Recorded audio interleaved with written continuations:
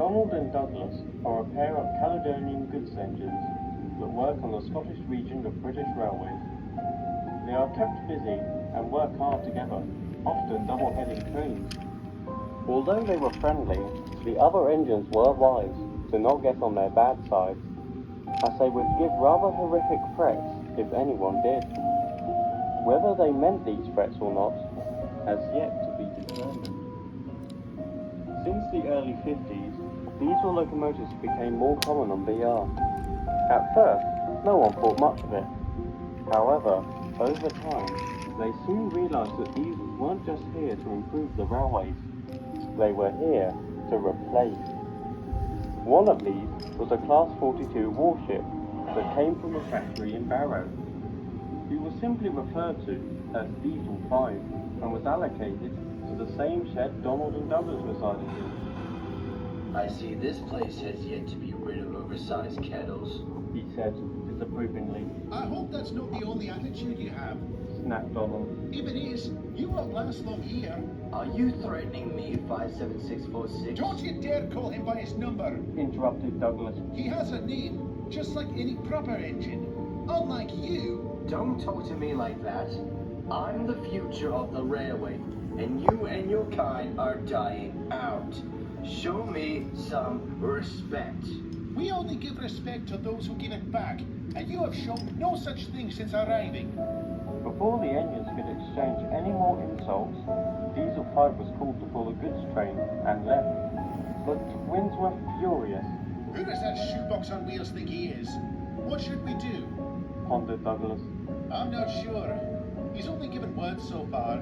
But if he does something to us, or anyone else, then we'll think of something.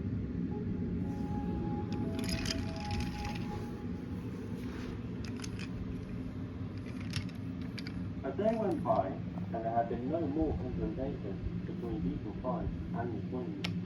Unfortunately, this wouldn't be the case for long. Douglas was on a quay at the harbour. He had just delivered some trucks filled with stone, and they were currently being unloaded. Soon they had finished, and Douglas prepared to reverse out of the quay. Suddenly, he got a bump from behind and began rolling towards the edge. His driver slammed on the brakes, and Douglas switched to a halt, just as his first pair of driving wheels left the rails.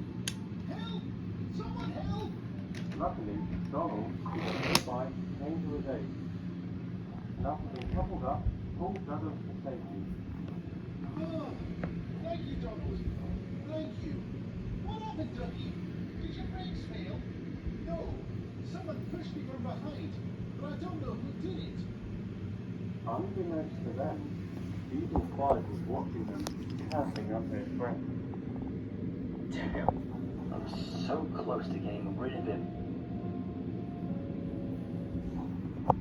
Later, the twins were resting on the siding, still shaking over what happened. Douglas decided to take his mind off it by surveying his surroundings. He noticed a little tank engine sleeping in an open shed. All of a sudden, it was bumped from behind and began rolling down the line towards the quay. Both twins were shocked, and as Douglas watched on, unable to move in time, Donald looked back at the shed. There, standing at the back, was Diesel 5, smirking. Before anyone could say anything, the tank engine rolled towards the edge of the quay and plunged into the deep, cold sea. None of the cranes were long enough to pull the little tank engine from the water, and even though they could pull one that was, it would be far too late when it arrived. The engine was lost forever. Donald and Douglas didn't know what to think. On one hand, they were sad for the loss of that engine, but on the other hand, they were enraged.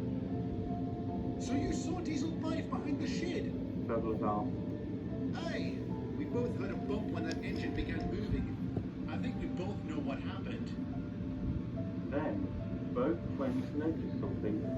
On a distant siding, Diesel 5 was watching the sea and all the boat cranes with a massive grin on his face. It was now obvious. He had killed that poor little tank engine, and earlier, he'd tried to do the same to Douglas. For the Caledonian twins, that was the final straw.